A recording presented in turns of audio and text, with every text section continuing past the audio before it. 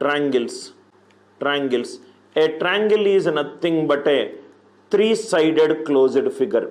Write down in the way I am discussing every concept. We will go in a thematic based structure. First basic, then the knowledge of the concept, then understanding of the concept, then applying the concepts in CAT or an SSC level problems. That will be my logical flow of the class.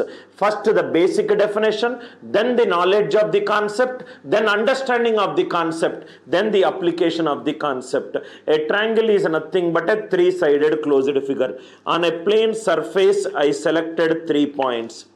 I joined 3 points. I got a three-sided closed figure. The edge point are called as the vertices. Capital A, capital B, capital C. They are called the vertices of a triangle. Vertices of a triangle. The angle corresponding to vertex A is angle A, and it is angle B, and it is angle C. The side opposite to vertex A, it is called the side small a, and the side opposite to vertex B, it is small b. The side vertex opposite to vertex C is small c. So we shall write down here, this is A, and it is B, and it is C. A triangle is a three-sided closed figure. A triangle is a three-sided closed figure. Suppose if I start at point B, right? I take a distance along the boundary line. I take the distance along the boundary line. I start at a given point and I come back to the state. Again the starting point. The total distance traveled from the starting point, going through the boundaries and coming back to the starting point, that is called the perimeter. That is called the perimeter. Perimeter is denoted by 2s. So he is traveling from B to C, small a. He is traveling from C to A, it is small b. It is traveling from right A to B, it is nothing but small c. Perimeter is given by 2s equivalent to A plus B plus C. 2s is nothing but A plus B plus C. AC is nothing but small b, and AB is nothing but small c. The side values, the side opposite to vertex A is small a, the side opposite to vertex B is small b, and the side opposite to vertex C is small c. So these is nothing but B, and it is nothing but C. Perimeter is nothing but 2s equivalent to A plus B plus C. And another important key point, this is A, this is B, this is C, this is angle B, this is angle C. Along A, draw a parallel line. Along A, draw a parallel line. Parallel to BC. These two lines are parallel to each other. If it is parallel, if it is angle B, this will also be angle B. If it is angle C, this will also be angle C. And it is angle A. Sum of the three angles in a triangle is 180 degrees. Angle A plus angle B plus angle C, it is nothing but 180 degrees. Angle A plus angle B plus angle C, it is nothing but 180 degrees. Perimeter is given by A plus B plus C. Sum of three angles in a triangle. At point A, draw a line parallel to BC. If I draw a line, this is forming a Z curve. So already we discussed, if there are two parallel lines, right? Opposite interior angles are equal. If it is angle B, this is angle B. If it is angle C, this is angle C. The angle formed at a straight line, it is 180 degrees. Sum of three angles in a triangle is 180 degrees. Sum of three angles in a triangle is 180 degrees. Sum of three angles in a triangle is 180 degrees. Key point number 2. First key point, perimeter is given by A plus B plus C. Second key point, sum of three angles in a triangle is 180 degrees. Key point number 3. Key point number 3. For three sides to form a triangle, sum of two sides must be greater than third side. sum of two sides must be greater than third side. One is a mathematical proof and another is a logical proof. Mathematical proof, right? For three sides to form a triangle, sum of two sides should be greater than third side. How to do the mathematical proof? These A, these nothing but B, these nothing but C. So what you do is find out the value of AC. Find out the value of AC. Take a point A. Whatever the value of AC is there, draw a line such from A such that AD is equivalent to AC. Find the value of AC. Whatever the line value is there from A, extend the line BA. Join these two.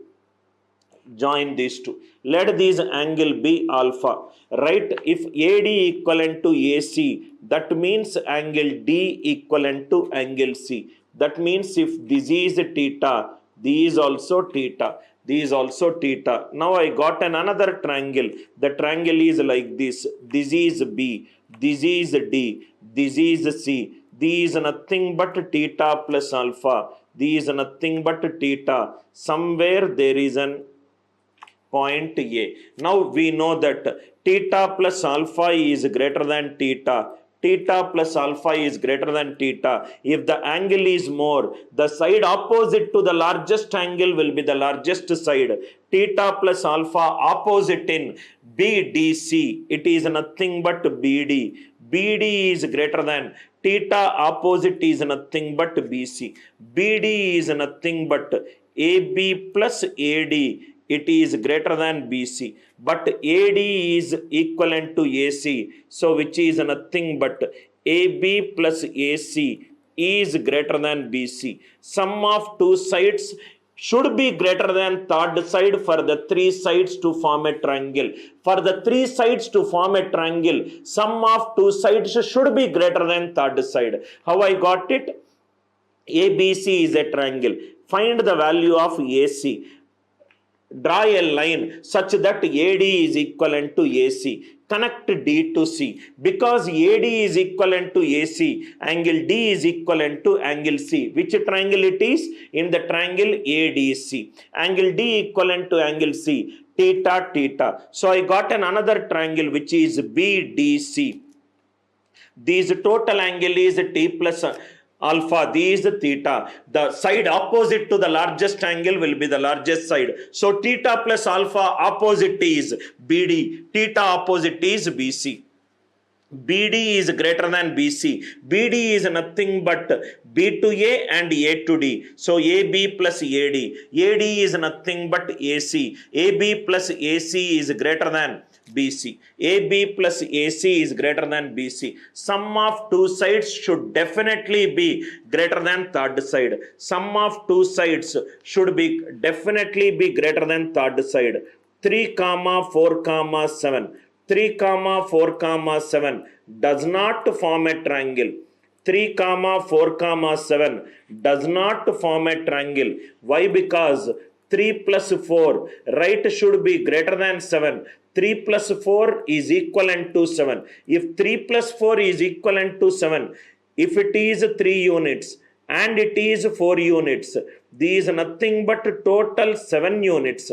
That means if there are 3 points A, B and C, if AB plus BC, if AB plus BC is equivalent to AC, that means these 3 points are collinear to each other. If 3 points are collinear to each other, that means they are there in the straight line. They are there in the straight line. They are there in the straight line. Sum of any two is equivalent to third one. So it will form a straight line. So it does not form a triangle. If it does not form a triangle, area of triangle is 0. The triangle cannot be formed.